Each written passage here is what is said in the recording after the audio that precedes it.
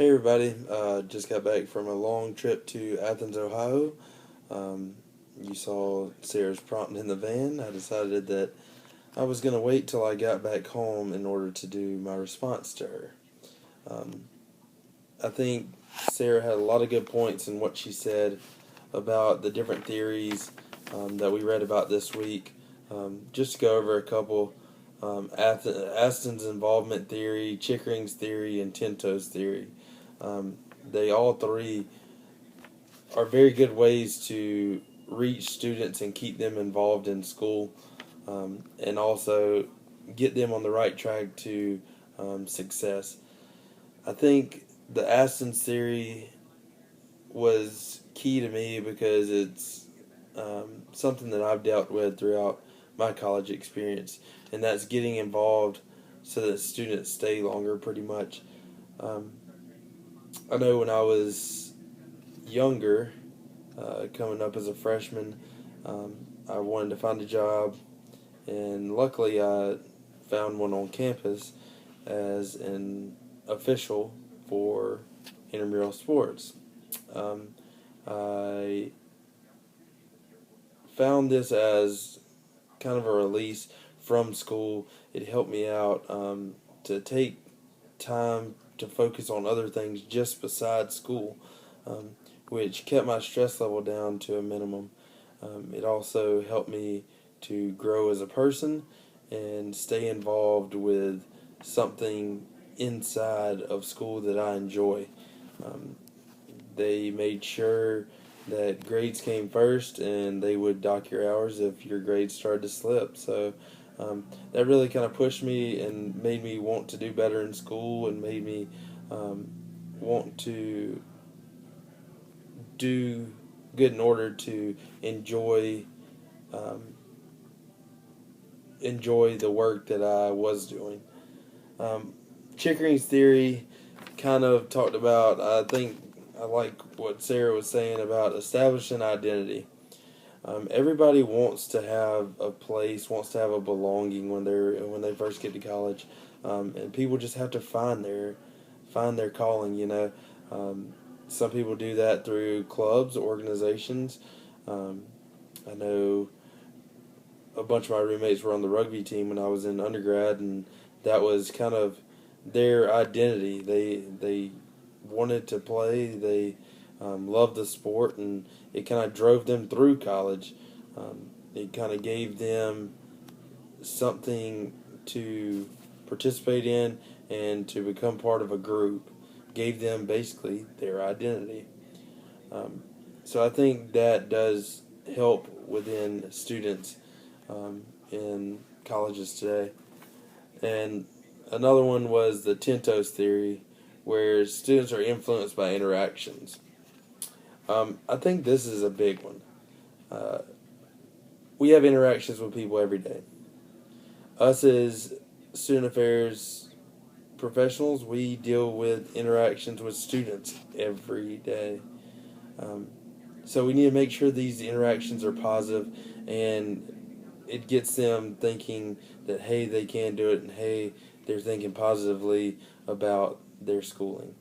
Um, it makes students want to do better.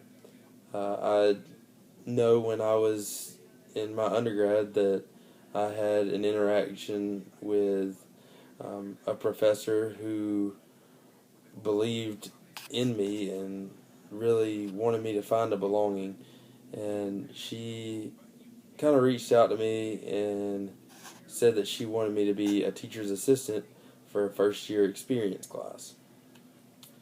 I kind of asked her why, and she told me my personality just fit, and that she thinks that I could go far with this, dealing with students. And I ended up doing this experience, and it was awesome. I got to deal with students on an everyday basis, and it set me up for what I'm doing now, pretty much. Um, I had to um, interact with students on a daily basis by teaching classes and mentoring them and being there to talk to them. I remember one time specifically when I had to talked to a student, and they were going through a rough time in college, just starting out because they're not used to being away from home. And I advised them, and actually sent them to the counseling center, gave them the number to the counseling center, and told them that they have people that care about them here and can help them. They just need to be available to get help. So I think that interaction really made me proud of myself and made me help another. That student ended up graduating in 4 years and was out the door, and he still contacts me today and still tells me thank you and tells me how he's doing, and it's just a big joy to see that you can interact with a student and a student be successful after that interaction. So Sarah kind of asked 3 different questions. I went into a couple of them, but I'll go through them one more time. The first one was, what do you think it means to develop a student as a whole? I think developing students is very important. I think a student has to develop in order to be successful in college.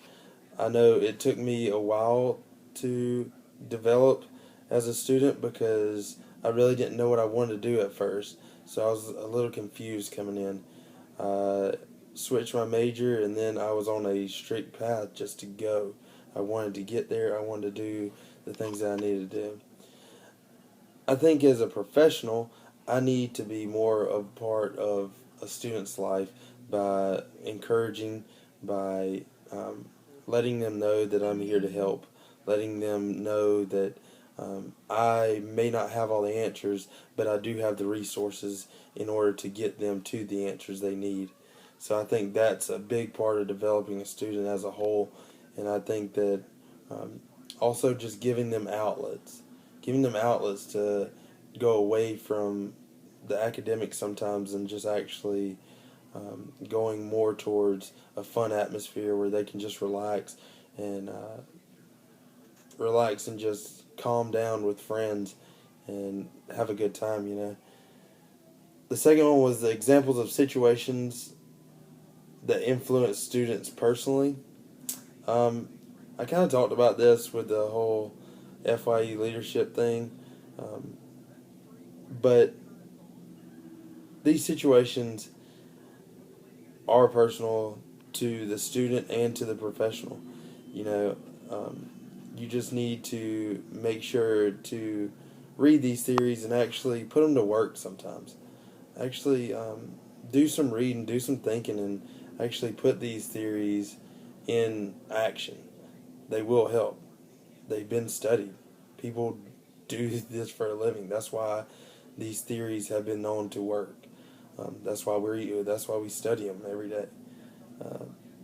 And the average age being 24, that was crazy to me. I'm 24 years old now, and for that to be that high it's kind of scary. Students are really, I guess, not maturing as fast academically or as we would like them to. But I feel like if we keep on doing our part and keep on giving these students time to relax and actually focus on something other than just academics, and giving them that outlet that they can go and do better and actually succeed going through school.